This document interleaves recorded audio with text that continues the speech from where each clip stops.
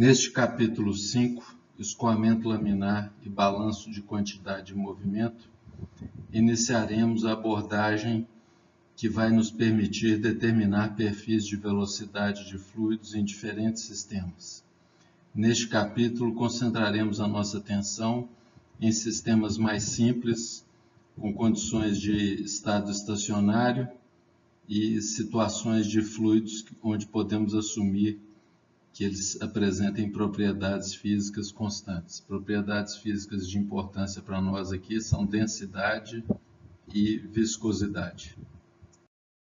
Os objetivos deste capítulo 5 são os de conceituar os regimes de escoamento de fluidos. Aqui apresentaremos a experiência que foi desenvolvida por Osborne Reynolds em 1883 e que serviu para a identificação dos dois regimes de escoamento de fluidos. Apresentar as abordagens que podem ser utilizadas na modelagem do escoamento, em particular na determinação de perfis de velocidade. Depois aplicar uma dessas abordagens para a determinação de perfis de velocidade. Essa abordagem consiste em desenvolvimento de balanços infinitesimais de massa e de quantidade de movimento a partir do uso da segunda lei do movimento de Newton e determinar perfis de velocidade no regime de escoamento laminar, que é um regime que predomina a baixas velocidades, para sistemas em regime estacionário e em situações unidimensionais com fluidos com propriedades físicas constantes. A partir da determinação dos perfis de velocidade, nós veremos também como podemos determinar vazão e velocidade média dos fluidos. Essa figura que será apresentada aqui agora, ela apresenta a montagem que foi usada por Osborne Reynolds em 1883, quando ele era professor na Universidade de Manchester, na Inglaterra, e essa montagem ainda está disponível até hoje.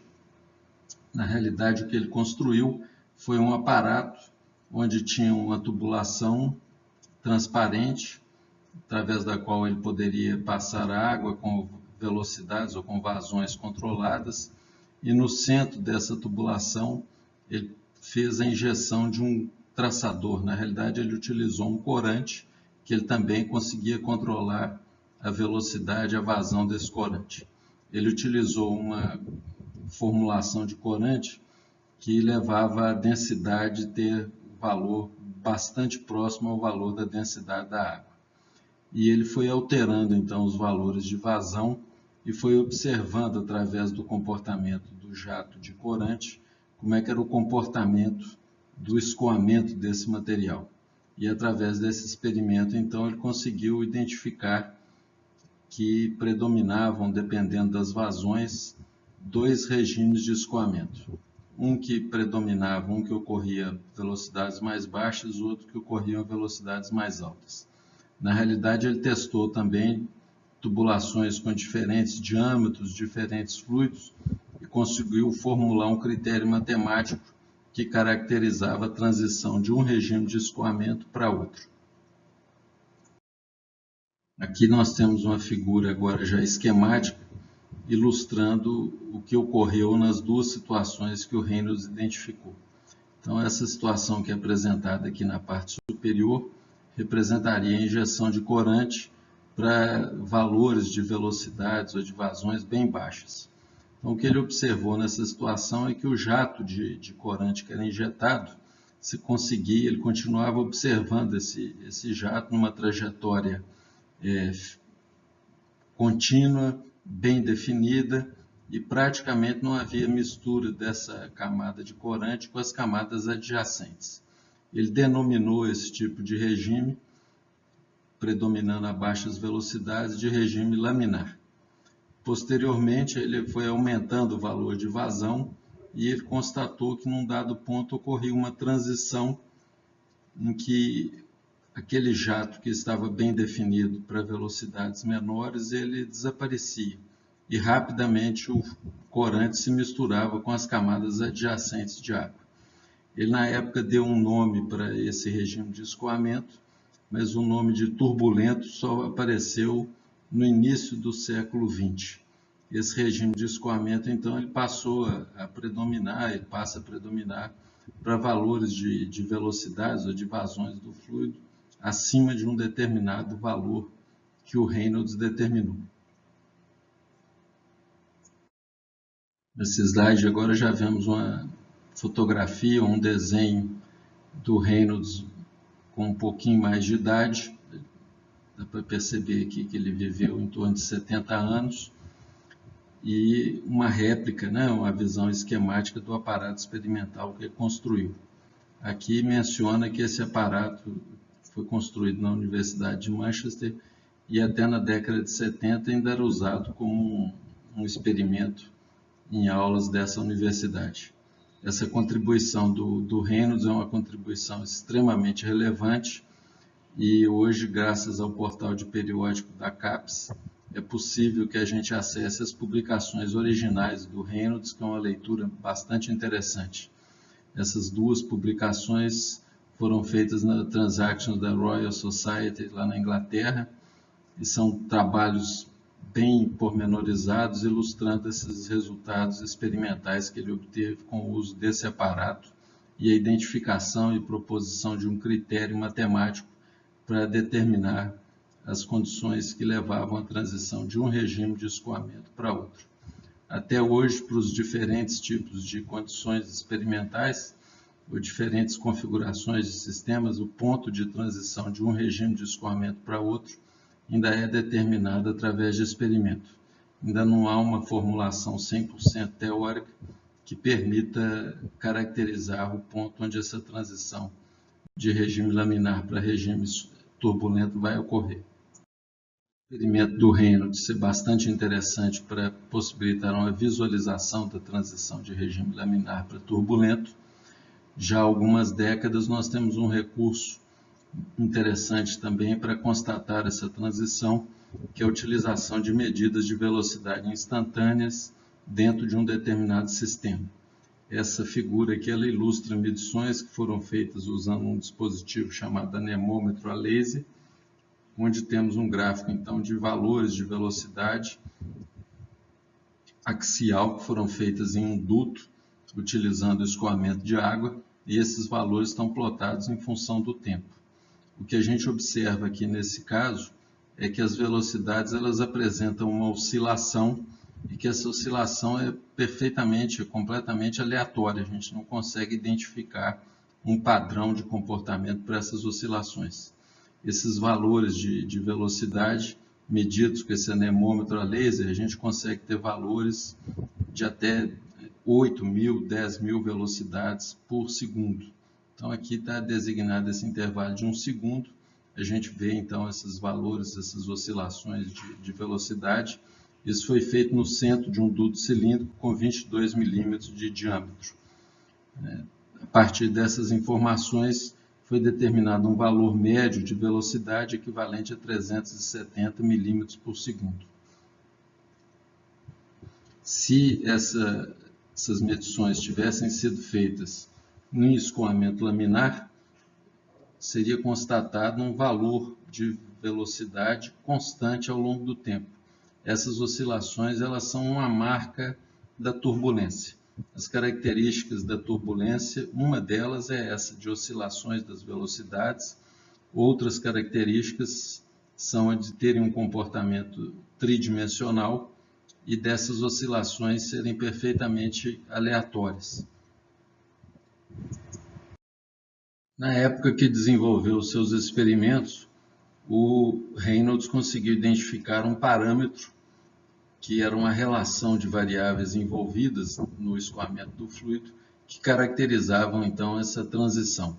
Ele definiu isso através de um número dimensional que envolve uma característica geométrica do sistema, um valor de velocidade média do fluido, a densidade do fluido e a viscosidade dele.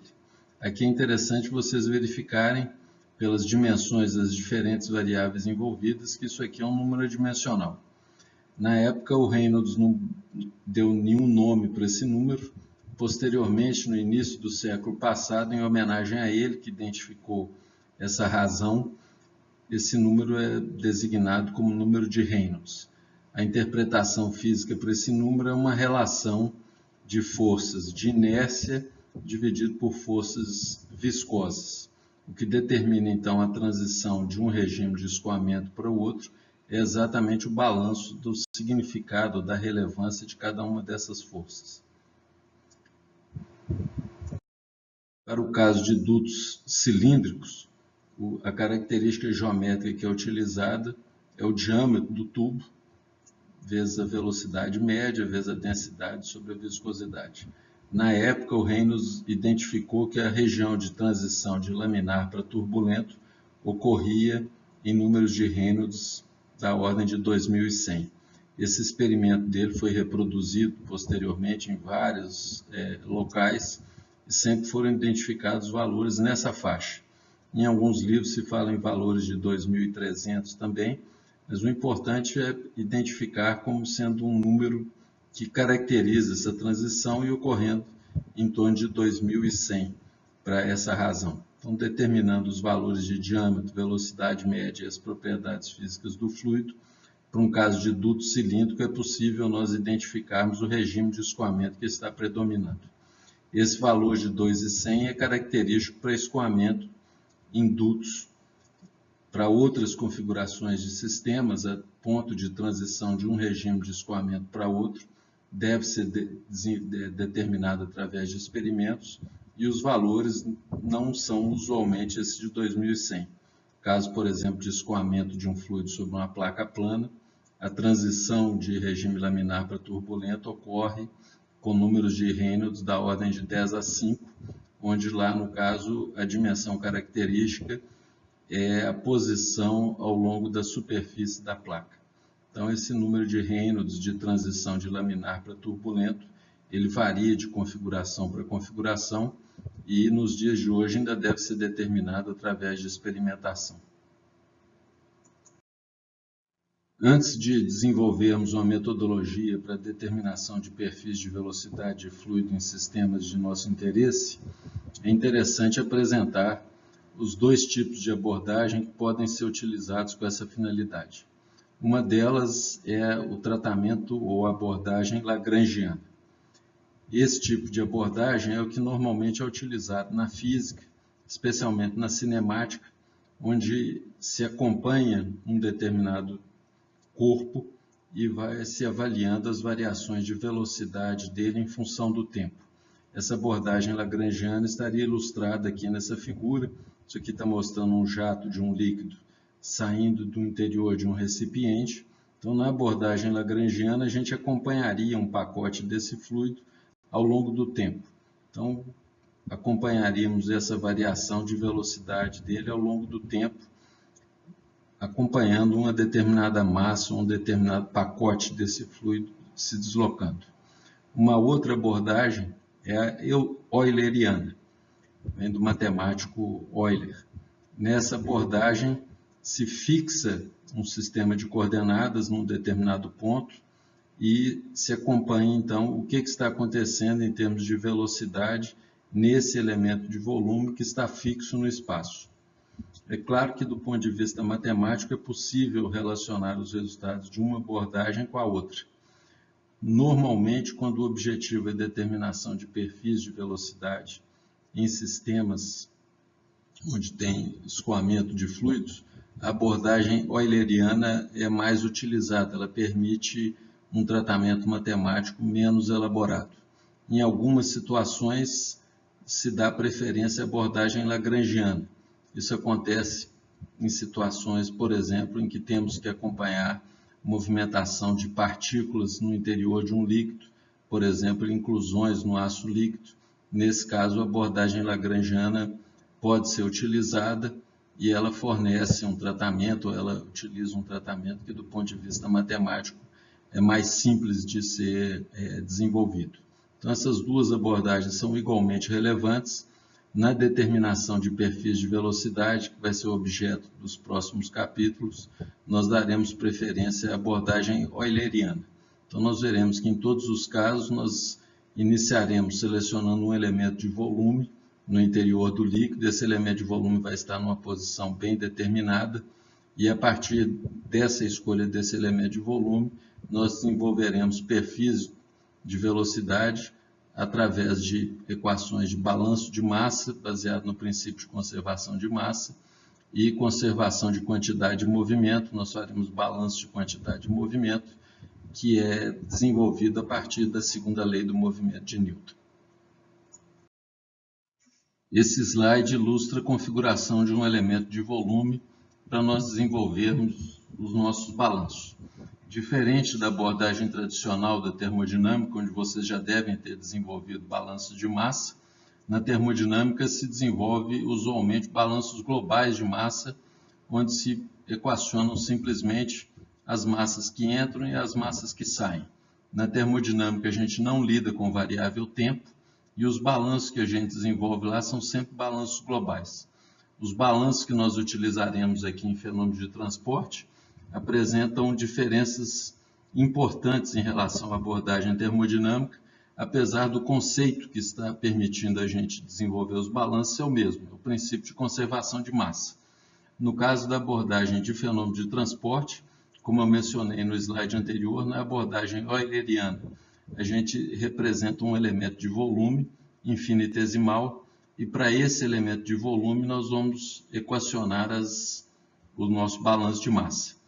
Outra diferença em relação à termodinâmica é que aqui nós consideraremos taxas de entrada e taxas de saída, o que significa dizer que nós vamos contabilizar entrada e saída de massa por unidade de tempo, e diferente também da abordagem termodinâmica, nós podemos considerar um termo de acúmulo de massa. Esse acúmulo de massa vai estar associado a alguma variação de característica do sistema com o tempo. Lembrando da termodinâmica, lá a gente sabe que a variável tempo não aparece. Então, aqui no balanço de massa para abordagem de fenômeno de transporte, a nossa equação de conservação ela fica nessa forma. Taxa de entrada de massa menos taxa de saída de massa igual a taxa de acúmulo de massa. Todos esses termos aqui vão ter dimensão de massa por unidade de tempo, no Sistema Internacional de Unidades, quilograma por segundo. Se nós estivermos concentrando a nossa atenção ou formulando uma abordagem onde podemos considerar regime estacionário, nós já vimos em capítulos anteriores que regime estacionário, do ponto de vista de fenômeno de transporte, significa uma condição em que não há variação das características do sistema com o tempo. Então, no regime estacionário, não pode haver acúmulo. O acúmulo ele está sempre associado a alguma variação de característica do sistema com o tempo. No caso de acúmulo de massa para um elemento de volume com dimensões fixas, o acúmulo se manifestaria através de uma variação da densidade com o tempo. No estado estacionário, então, a equação de balanço de massa fica escrita nessa forma: taxa de entrada menos taxa de saída, ou então taxa de entrada de massa igual a taxa de saída de massa. A equação matemática que representa o balanço de quantidade de movimento, ela deriva da segunda lei de Newton do movimento. No caso aqui, a formulação que apresentaremos seria da segunda lei, agora para um referencial euleriano. A versão dessa segunda lei para um referencial lagrangiano é a popular equação de somatório de forças igual a taxa de variação de quantidade de movimento, ou de uma forma simplificada para um sistema com massa constante, somatório de forças igual ao produto da massa vezes a aceleração. Para uma configuração ou para uma abordagem euleriana, a equação de segunda lei do movimento de Newton ela é expressa através dessa relação matemática. Taxa de entrada de momentum ou quantidade de movimento menos taxa de saída mais somatório das forças externas igual a taxa de acúmulo. É importante destacar que quantidade de movimento é uma grandeza vetorial, então logicamente nós podemos falar em 3 equações desse tipo para cada uma das direções ortogonais do sistema de coordenadas que estivermos utilizando. Então, se quisermos determinar um balanço de quantidade de movimento na direção X, teremos que contabilizar as taxas de entrada, saída, somatório de forças e a taxa de acúmulo nessa direção. Mais uma vez, se estivermos concentrando a nossa atenção ou formulando o problema com consideração de estado estacionário, a taxa de acúmulo de quantidade de movimento deve ser nula e a versão simplificada, então, da equação fica em termos de taxa de entrada menos taxa de saída, mais somatório de forças externas igual a zero. É importante lembrar que quando formos contabilizar aqui as taxas de entrada e saída, lembrar que temos dois tipos ou dois mecanismos que podem ser responsáveis pelo transporte de quantidade de movimento. Esses dois mecanismos devem ser considerados na hora que estivermos equacionando essas taxas de entrada e saída, considerando as respectivas direções em que eles estão ocorrendo. Para iniciarmos, então, essa nossa abordagem para determinação de perfis de velocidade, eu procurei selecionar uma configuração que fosse extremamente simples do ponto de vista geométrico, para que nós pudéssemos focar a nossa atenção na abordagem de fenômeno de transporte. A complexidade matemática aqui nesse tratamento ela vai ser bem limitada. Logicamente, quando formos tratar situações mais complexas, o tratamento matemático vai ficando mais elaborado. Mas aqui a ideia era exatamente tratar um problema bastante simples, não necessariamente com muita relevância prática, mas mais para concentrarmos na abordagem de fenômeno de transporte. Então, o sistema que vamos analisar é um parecido com o que foi utilizado, elaborado num capítulo anterior. Nós temos um sistema de duas placas planas, infinitas, com uma camada de fluido separando essas duas camadas, essas duas placas. Então, temos a placa superior, a placa inferior. A ideia aqui seríamos de determinar o perfil de velocidade do fluido entre essas duas placas e formularemos para isso uma série de considerações. Iniciaremos assumindo que o escoamento vai ser o escoamento laminar. Essa consideração vai prevalecer neste capítulo e no próximo capítulo. Só a partir do capítulo 7 é que vamos tratar de escoamento turbulento. Nessa primeira abordagem, nós consideraremos ou nós trataremos o perfil de velocidade em condições estacionárias. Nós já vimos que a partir do momento que essa placa é colocada em movimento, vai existir um período transiente em que o perfil de velocidades vai se desenvolver. O nosso interesse, então, em determinação do perfil seria o perfil final, o perfil quando alcançasse o estado estacionário. E assumiremos que o fluido que está presente aqui, ele é um fluido newtoniano, ou seja, segue a lei de Newton da viscosidade e apresenta densidade e viscosidade constantes. Então, o primeiro ponto que surge quando vamos determinar um perfil de velocidade é a seleção do sistema de coordenadas ou a escolha da configuração do sistema de eixos coordenados que vamos utilizar na formulação do problema. Aqui eu coloquei duas possibilidades de eixo, né, limitadas a uma situação em duas dimensões, aqui o eixo X, o eixo Z. Nessa configuração e nessa daqui de cima o eixo Y estaria perpendicular à direção da tela do computador. E, logicamente, há inúmeras possibilidades de configurações de eixos. O importante nesse ponto é verificarmos se é possível escolher um sistema de eixos coordenados que transforme o problema em um problema unidimensional. Unidimensional significa que exista apenas uma componente de velocidade e que essa componente de velocidade varia ao longo de apenas uma direção. Nesse caso, isso é possível. A única força motriz para o movimento do fluido ocorrer é o movimento da placa superior. Então, certamente, o fluido aqui ele vai se deslocar apenas na direção horizontal. Então, é conveniente que alinhemos um dos eixos com essa direção. Nesse caso, eu alinhei o eixo X com a direção da velocidade. A escolha do ponto onde vai ser a origem ela é perfeitamente arbitrária, né? Então, nesse caso, eu coloquei a origem aqui na placa inferior, coloquei o eixo Z crescendo aqui para cima, e com essa escolha de eixos, nós podemos constatar, lembrando da condição de não escorregamento, nós já sabemos que aqui a velocidade será zero, aqui a velocidade do fluido será V, então nós sabemos que para essa escolha de eixos nós teremos apenas velocidade na direção X e que ela certamente vai variar ao longo da direção Z. Se tivéssemos escolhido esse sistema de eixos, o fluido, a velocidade dele não seria afetada por isso. Mas o nosso trabalho matemático seria muito mais elaborado, porque nós teríamos a mesma velocidade horizontal, só que agora descrita através de duas componentes de velocidade que teriam que ser somadas vetorialmente para descrevermos o perfil. Então, certamente um arranjo como esse ou outras possibilidades semelhantes a essas implicariam num tratamento matemático mais complexo. Então, certamente, se é possível evitar, fica mais conveniente fazer uma escolha de eixo com essa configuração como é apresentada aqui nessa escolha em preto. E essa vai ser a escolha que adotaremos para estabelecer os balanços de massa e balanço de quantidade de movimento que vão ser apresentados nos slides seguintes. E a gente vê com um pouco mais de detalhe a visão do sistema que estamos analisando, as placas superior e inferior, a superior com o movimento V. Apesar do desenho não representar isso, a consideração de que essas placas se estendem infinitamente, tanto na direção X quanto na direção Y. A única dimensão finita aqui está na direção Z e as placas estão afastadas, então, por um comprimento delta.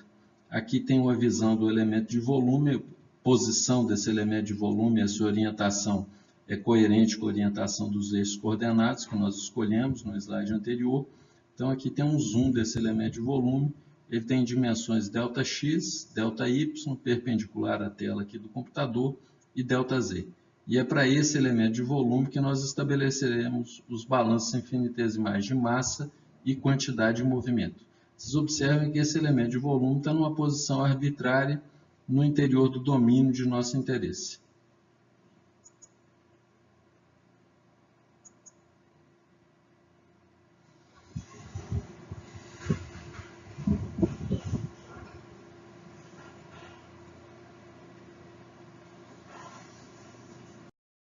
Vamos aqui de novo com o nosso elemento de volume selecionado para efeito do balanço, a nossa equação que representa o princípio de conservação de massa.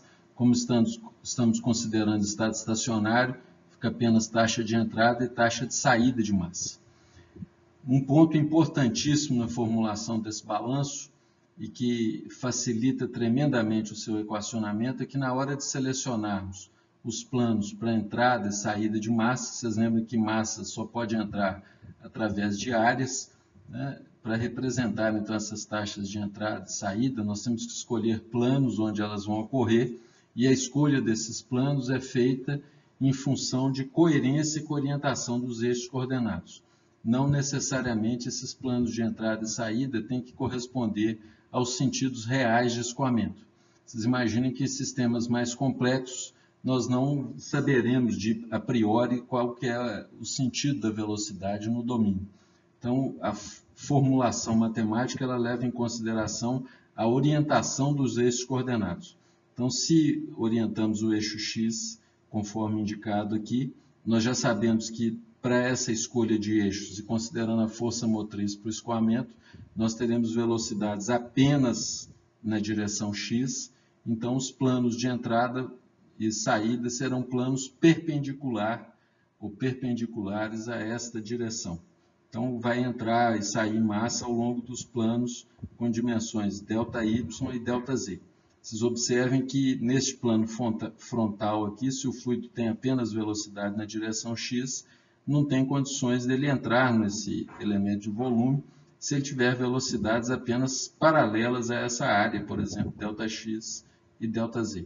Então, os planos de entrada e saída escolhidos em função da direção da velocidade e considerando o plano de entrada e saída de forma coerente com a orientação dos eixos coordenados.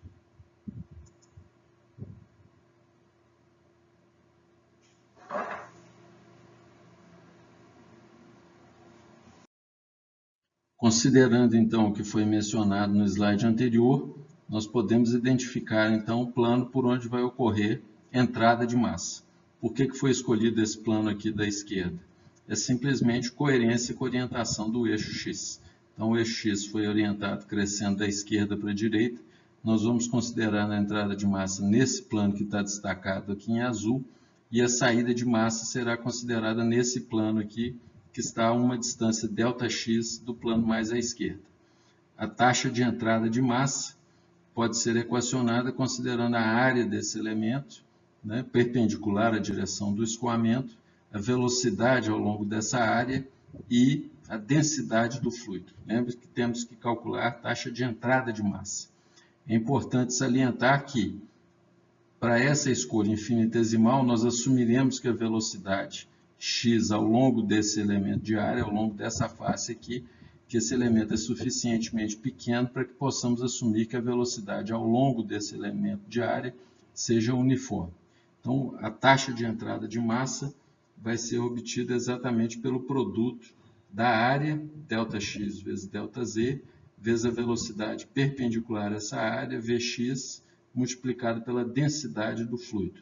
E o produto dessas três grandezas vai ser avaliado nesse plano que está numa posição arbitrária x. Então, a representação matemática fica dessa maneira. ΔY, ΔZ é a área perpendicular à direção do escoamento, componente de velocidade perpendicular a essa área, Vx, vezes a densidade. A simbologia que eu estou utilizando aqui é de colocar uma pequena barra vertical com a localidade onde essas grandezas serão avaliadas. Então, podemos interpretar essa equação como sendo ΔX, ΔY, ΔZ, Vx vezes ρ, todo esse produto avaliado nessa posição x. Sugiro que vocês pausem o vídeo agora e equacionem a taxa de saída de massa.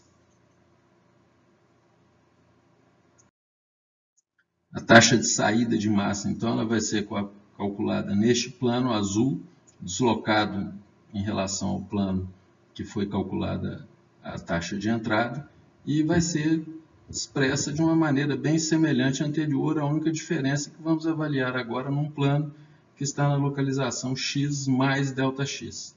Então, a saída de massa vai se dar perpendicular a essa área, e o resultado é ΔY, ΔZ, que é essa área, que é a mesma do caso anterior, Vx, ρ, mas agora todas essas parcelas avaliadas na posição x mais ΔX. Substituindo, então, as parcelas que foram definidas ou estimadas nos slides anteriores, nós podemos representar a equação de conservação de massa nessa forma: ΔY, ΔZ, Vx, ρ avaliado na posição x, menos o valor avaliado em x mais ΔX, taxa de entrada menos saída, no estado estacionário isso é igual a zero. O que iremos fazer a seguir é um tratamento matemático que vai nos permitir, então, transformar essa equação numa equação diferencial representando o princípio de conservação de massa. O formalismo matemático, tanto aqui no balanço de massa quanto depois no balanço de quantidade de movimento, é essencialmente o mesmo. Serão 3 etapas de tratamento matemático que vai nos permitir, então, desenvolver uma equação diferencial a partir dessa equação de conservação que está aqui. O primeiro passo vai ser pegar a equação que foi obtida anteriormente e dividi-la pelo volume do elemento de volume. O volume do nosso elemento de volume é ΔX, ΔY, ΔZ. Se fizermos essa divisão, os valores de ΔY e ΔZ serão cancelados, porque eles são iguais em todas as parcelas, e obteremos então essa relação. Vx ρ avaliado em x, menos Vx ρ avaliado em x mais ΔX, dividido por ΔX, e isso é igual a zero. A próxima etapa é fazer o limite dessa razão aqui, quando ΔX tende a zero. Esse limite aqui, se lembrarmos dos conceitos de cálculo, nós veremos que ele vai ser uma conceituação muito semelhante àquela da definição da derivada primeira. Então, se fizermos ΔX tender a zero, lembrando do conceito de derivada primeira, lembrando lá, a derivada primeira era caracterizada pelo limite de uma função f avaliada em x mais ΔX menos a função f avaliada em x dividido por ΔX, quando o ΔX tendia a zero. Vocês observem que essa relação aqui, esse limite, ele é igual à derivada de f em relação a x. Se vocês fizerem uma analogia com essa equação de cima, a hora que fizermos o limite de ΔX tendendo a zero, é como se a função f fosse o produto Vx vezes ρ. A única diferença que temos dessa definição para o que aparece nessa equação é a ordem aqui dos valores. Aqui está avaliado em x e aqui em x mais ΔX, que é o inverso do que aparece aqui. Então, fazendo a comparação dessas duas, nós podemos obter ou descrever então essa relação, na hora que fizermos o ΔX tender a zero, para uma relação expressa em função da derivada. usando essa definição da derivada primeira, nossa equação de conservação de massa ela fica dessa forma. A origem desse menos aqui é simplesmente a questão da ordem que apareceu na nossa equação e do conceito de derivada primeira. Então, nós podemos dizer que d de dx de vx ρ, com sinal menos aqui, é igual a zero. Logicamente, nesse caso aqui, esse sinal não vai ter muita relevância, porque a equação está igual a zero. Então, se multiplicarmos a equação por menos 1, nós podemos obter a equação que é apresentada aqui a seguir. E considerando um fluido de densidade constante, nós podemos passar essa densidade para fora da derivada e obter a versão final da equação de conservação de massa. Para esse caso, essa equação pode ser descrita como sendo d de vx de dx igual a zero. Em português, isso aqui significa que se a derivada de vx em relação a x é zero, significa que Vx não varia com x, ou seja, Vx em relação a x é uma constante. Nós já sabemos pelas análises anteriores que Vx vai ser função de z, e é isso que procuraremos caracterizar a partir dos balanços de quantidade e movimento que desenvolveremos no vídeo seguinte.